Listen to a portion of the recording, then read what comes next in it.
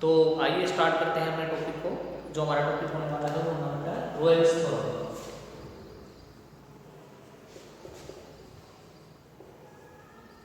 ये हमारा टॉपिक है जो आज हम अभी करने वाले हैं और टॉपिक का नाम है रोयल्स थ्योरम।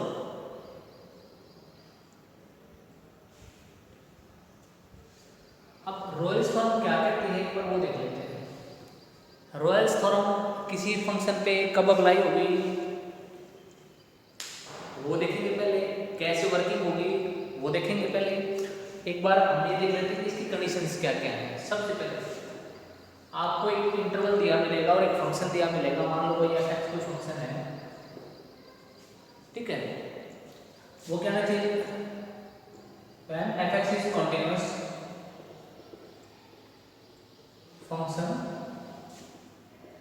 ठीक है, इन इंटरवल a b कोई पॉइंट दे रखे हैं और इंटरवल है अपना ये क्लोज इंटरवल है। इस क्लोज इंटरवल के अंदर कोई फंक्शन अगर वो कंटिन्यूअस है, नंबर 2 f(x) इज डेरिवेबल,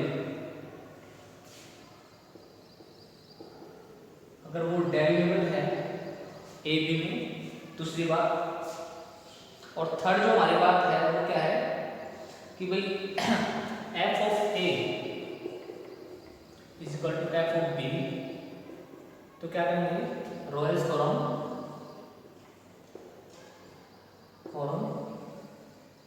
अप्लीकेबल। वहां पर क्या हो जाएगा, रोयल्स थ्योरम अप्लीकेबल हो जाएगी। एंड देयर एग्जिस्ट सी, एक सी ऐसा मिलेगा जो a और b के बीच में है, सच दैट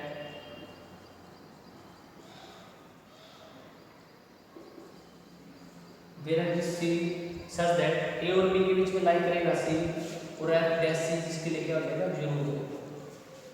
ये रोयल्स थ्योरम है। रोयल्स थ्योरम क्या कहती है एक बार देख लेते हैं। कोई अगर कोई फंक्शन हो कंटीन्यूअस है, किसी इंटरवल पर डेरिवेबल है और f of a equal to f of b है, तो क्या होगा, रोयल्स थ्योरम है वो सेटिस्फाई होगी और वहां से हमें c की वैल्यू ऐसी मिलेगी जो क्या होगा जो आपके a और b के बीच में लाई करेगी, तो हमें वो c की वैल्यू मिल जाएगी।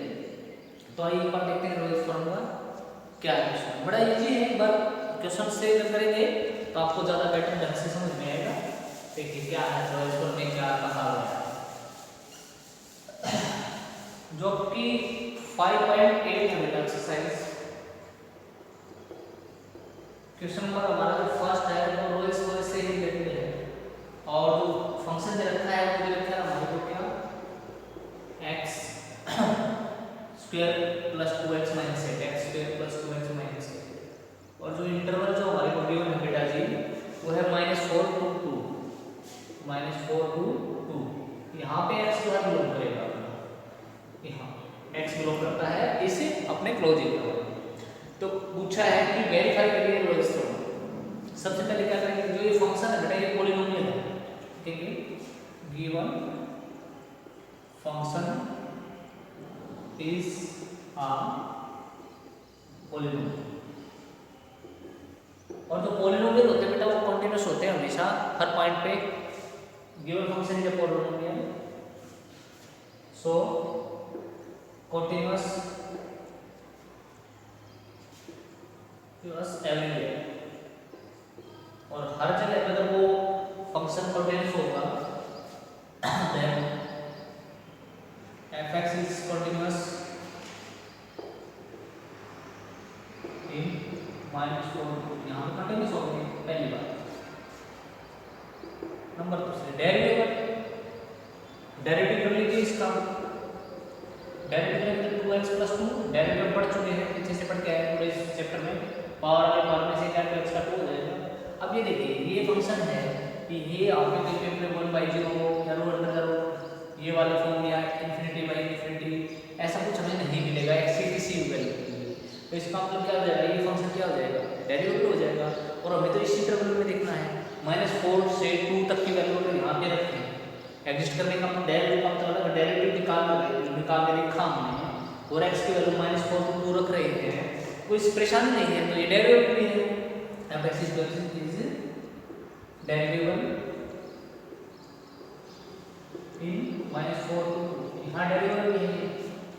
उसके बाद नंबर 3 एफ ऑफ ए का मतलब एफ ऑफ -4 निकालो और वो एफ ऑफ 2 इक्वल होना चाहिए। देख लेते हैं -4 रखो यहाँ पे, -4 स्क्वायर प्लस 2 इंटू -4 और -8 2 रखेंगे बेटा 2 का स्क्वायर प्लस 2 इंटू 2 -8। देखिए 16 और ये जाएगा -8 और -8 इज इक्वल टू ये 4 और प्लस 4 -8 प्लस 8 -8 कैंसिल 16 प्लस -16 तो क्या हो जाएगा 0 इज इक्वल टू 0। तीनों बात हो गई। सो royals from applicable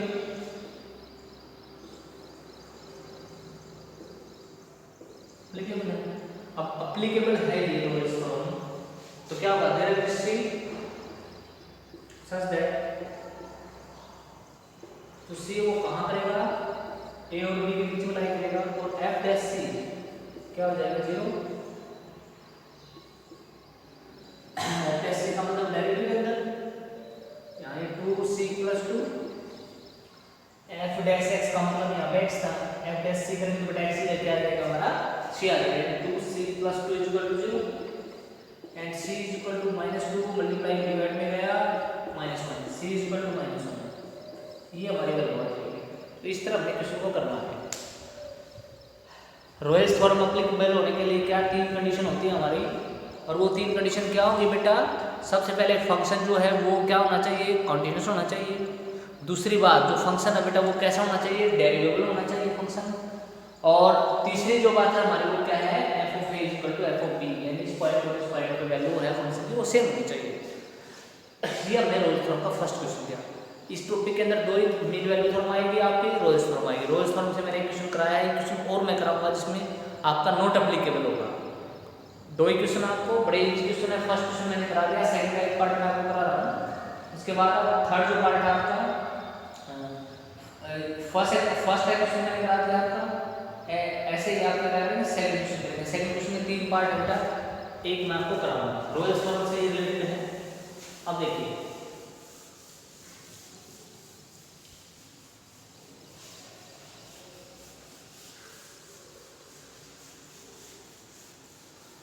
second part का मैं आपको सेकंड क्वेश्चन करा रहा हूँ। Second part question second equally है दोनों कोई खास डिफरेंस नहीं है। fx = x और x की जो वैल्यू है वो 2 और -2 और 2 ऐसे रखा है। यहाँ x की वैल्यू बिलोंग करती है बेटा ये जो फंक्शन है इसको बोलते हैं ग्रेटेस्ट इंटीजर फंक्शन। आपने +1 में अगर अच्छे से फंक्शन रिलेशन वाला जो चैप्टर अपना सेकंड को अच्छे से पढ़ा है तो आप तुरंत पहचान जाओगे ये कौन सा फंक्शन है ग्रेटेस्ट इंटीजर फंक्शन है। जैसे पॉलिनोमियल क्या होती है एवरीवेयर जो है आपकी डेरिवेबल होती है एवरीवेयर कॉन्टिन्यूस होती है। तो ये जो फंक्शन आपका ये कॉन्टिन्यूस फंक्शन नहीं होता है। ये आपका कॉन्टिन्यूस फंक्शन नहीं होता है डेरिवेबल में होता है। इसलिए गिवन फंक्शन इज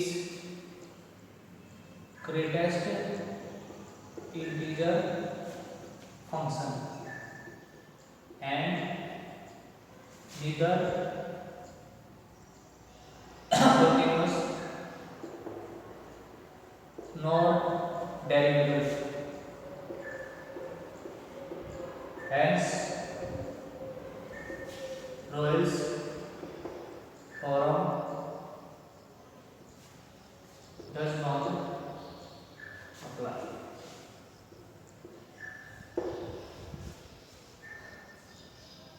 क्या डज नॉट अप्लीकेबल ऐसे नहीं अप्लीकेबल नहीं है इसके ऊपर। यहाँ पे आप रोयल्स थ्योरम अप्लाई नहीं कर सकते। बस इतना ही क्वेश्चन है। इसके इतना आपका मोड होता तो भी आपको यही लिखना है function is modulus function so no derivable और क्या हो जाएगा रोयल्स थ्योरम नहीं लगेगी। ये हमें ऐसे करना है पढ़ाई करना है। अब आ जाते हैं बेटा अपना एक बार देख लेते हैं थर्ड पार्ट में आपको बता देता हूँ। थर्ड जो पार्ट है सेकंड का x² - 1 fx = x² - 1 रहता है। पॉलिनोमियल है कॉन्टिन्यूअस तो है। दूसरी बात ये डेरिवेबल भी है 1 2 हमारे ऊपर बंद रखा है x की वैल्यू मुझे बताना है पॉलिनोमियल है, कॉन्टिन्यूअस तो है, डेरिवेटिव भी है, 2x करेंगे कोई प्रॉब्लम नहीं है, लेकिन f of a equal to f of b हमने कंडीशन पढ़ी थी, तो f of 1 equal to f of 2 करके देखिए, थर्ड कंडीशन जो हमारी f ऑफ 1 रखेंगे यहाँ 1 का स्क्वायर माइनस 1, यहाँ पे 2 रखेंगे 2 का स्क्वायर माइनस 1, ये हो जाएगा 0 बेटा, ये हो जाएगा 2 का स्क्वायर रूट 3 इक्वल नहीं आया, तो हम लिख देंगे यहाँ पर क्या है, एप्लीकेबल नहीं है, कौन एप्लीकेबल नहीं है बेटा, रोल्स थ्योरम, तो ये भी यहाँ पे एप्लीकेबल नहीं होगा, नॉट एप्लीकेबल। अब आ जाते हैं हमारे क्वेश्चन नंबर 3 पे, बड़ा ये क्वेश्चन है थर्ड क्वेश्चन में उसने कहा कोई फंक्शन है आपका 5 5 ये इस इंटरवल से r की तरफ, ये डोमेन है और ये आपका रेंज है, उसने कहा भाई function is a derivable function does not finish everywhere, उसने कहा भाई ये डेरिवेबल तो है और जो डेरिवेटिव है फंक्शन का वो जीरो नहीं हो सकता, नॉट फिनिश का मतलब वो जीरो नहीं है, फिनिश होता है जीरो होगा, कहीं भी डेरिवेबल का फिनिश खत्म नहीं होता है। प्रूव क्या करना है, f of -5 not equal to f of 5, मुझे पता है हमने एक पढ़ा था कि जब हमारे रोल्स थ्योरम एप्लीकेबल हो जाती है तो there is c such that f dash c equal to 0, यानी डेरिवेटिव क्या हो जाएगा 0, और इसने कहा था डेरिवेटिव 0 तो हो ही नहीं सकता, अब जब डेरिवेटिव यहाँ पे 0 नहीं हो सकता तो ये एप्लीकेबल नहीं है, इसका मतलब क्या हो जाएगा, f ऑफ 5 निकालोगे वो f ऑफ -5 जो है वो इसके इक्वल नहीं है। दोबारा सुनिए, थोड़ा अजीब सा है, बहुत ही अजीब क्वेश्चन है, ये क्या कॉन्टिन्यूअस भी है, डेरिवेटिव भी है और f of a equal to b भी होना चाहिए, भाई उसने बोला है ये फंक्शन है जो वो क्या है, डेरिवेटिव भी है, कॉन्टिन्यूअस भी है, तो इसका मतलब रोल्स थ्योरम इस पे लगेगी, अब रोल्स थ्योरम लगेगी तो f dash c equal to 0 होना चाहिए, लेकिन उसने कहा है f dash c not equal to 0, यानी इसका जो डेरिवेटिव आप निकाल रहे हो फंक्शन का वो 0 इक्वल नहीं है, अब 0 इक्वल नहीं है तो इसका मतलब आपका फंक्शन जो है उसमें f of 5 not equal to क्या आएगा, -5 के -5 नॉट इक्वल टू 5, ये हमने अभी थर्ड क्वेश्चन अपना कर लिया है। फोर्थ क्वेश्चन पे आ जाते हैं बेटा, एक बार देखते हैं क्या क्या है फोर्थ में, उसने बोला भाई मीन वैल्यू थ्योरम, एक बार अब ये देखेंगे मीन वैल्यू थ्योरम क्या होती है, क्या होता है मीन वैल्यू थ्योरम में, तो आइए बेटा अपना नेक्स्ट टॉपिक है मीन वैल्यू थ्योरम करते हैं। जैसे रोल्स थ्योरम की अपनी कंडीशन है 3, इसमें बेटा 2 ही कंडीशन है, फर्स्ट कंडीशन क्या कहता है, when fx is continuous, number 2 f dash x is fx is डेरिवेबल, तो क्या हो जाएगा, mean value theorem apply applicable,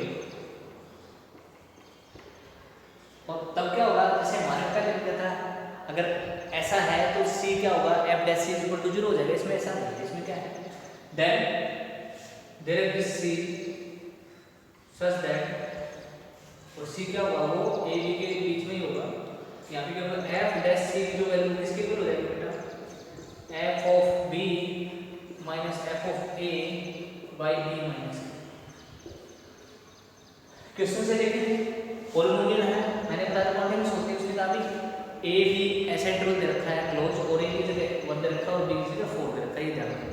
सबसे पहले तो b माइनस a निकाल लेते हैं, हमें जरूरत पड़ेगी, b माइनस a का मतलब होगा 4 माइनस 1 इज इक्वल टू 3, ठीक है, उसके बाद हम क्या निकाल लेते हैं, f ऑफ b की जरूरत पड़ेगी हमें, f ऑफ b का मतलब b की जगह क्या बेटा अपने पास, b की जगह अपने पास है यहाँ पे 4, f ऑफ 4 निकालो, f ऑफ 4 रखेंगे तो 4 यहाँ रखो, 4 का स्क्वायर माइनस 4 इंटू 4 और माइनस 3, 16 माइनस 16 और माइनस 3 आ जाएगा, f ऑफ 4 के बाद f ऑफ a की भी जरूरत पड़ेगी, f ऑफ 1 रखो यहाँ पे, 1 का स्क्वायर माइनस 4 इंटू 1 माइनस 3, ये हो जाएगा बेटा minus 7 is equal to minus 6 होगा।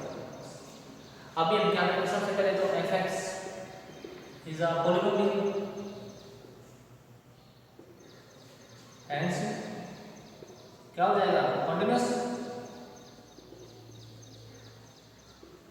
एवरीवेयर और सभी जगह है, तो कॉन्टिन्यूस कहाँ पे हो जाएगा? सो कॉन्टिन्यूस इन 1/4 पहली बात। दूसरी बात एफ डैश एक्स निकाल लीजिए 2x - 4 और ये एफ डैश आया है बेटा ये क्या है? कोई फर्क नहीं पड़ने वाला भाई। 1 को 1 से लेकर के 4 तक 1 से लेकर के 4 तक 1 और 4 के बीच में जितनी भी टर्म है यहाँ हम लिखते हैं, अगर हमने यहाँ लिखते हैं क्या बोल कुछ करते हैं कोई प्रॉब्लम नहीं। 1 रखो 2 रखो 3 रखो, ये वैल्यू इनमें से कोई नहीं बनने वाली, इसका मतलब ये डेरिवेटिव होती है। अब तुमने एक ध्यान दिया होगा जैसे यहाँ क्लोज इंटरवल लेते हो यहाँ ओपन इंटरवल लेते हो, होता क्या बेटा जो टर्मिनल पॉइंट होता है ना वहाँ पे डेरिवेटिव एग्जिस्ट नहीं करता है, इसलिए हमने क्या करा ओपन इंटरवल लिया, क्लोज इंटरवल नहीं लेंगे ओपन इंटरवल लेंगे। लास्ट जो पॉइंट है वहाँ पे डेरिवेटिव अपना एग्जिस्ट नहीं करेगा। फर्स्ट हो गया, सेकंड हो गया। अब दोनों कंडीशन हुई तो क्या हो गया? मीन वैल्यू थ्योरम अप्लीकेबल है तो देयर इज सी